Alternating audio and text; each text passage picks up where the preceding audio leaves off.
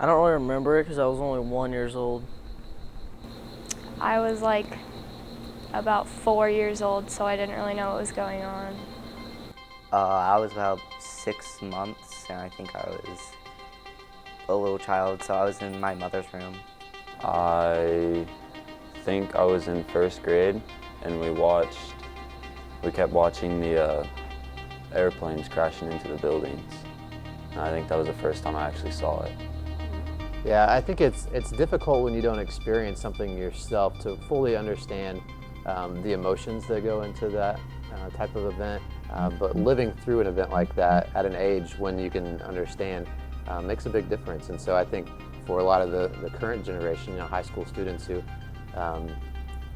weren't very old, and some kids who may not have even been born yet, it's hard for them to really understand what that's like. And so until each generation kind of has their own event that defines them and it makes them who they are as a generation, and they have something that they can tell future generations. This is what I remember, this is where I was at when this happened. I think it affected me because I realized how much hatred there actually is in the world and how much it actually affects our everyday lives when people just can't stand each other for no reason.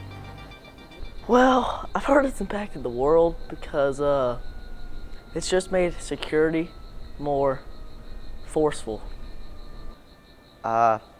Definitely changed how we perceive things, Ever since that attack, I was just raised differently than other people, more cautious about things like airplane security and other things like that. Do you know how the attack has impacted you? No. And I think now over time, as that becomes more distant in people's memories, and especially the younger generations who didn't necessarily experience that, they have to learn from the previous generations that did experience it. I think about Pearl Harbor per se. I have family members who were around when that happened, and they can relate, where they were at that time and how that made them feel. And I can have sympathy in a way and understand historically what happened there.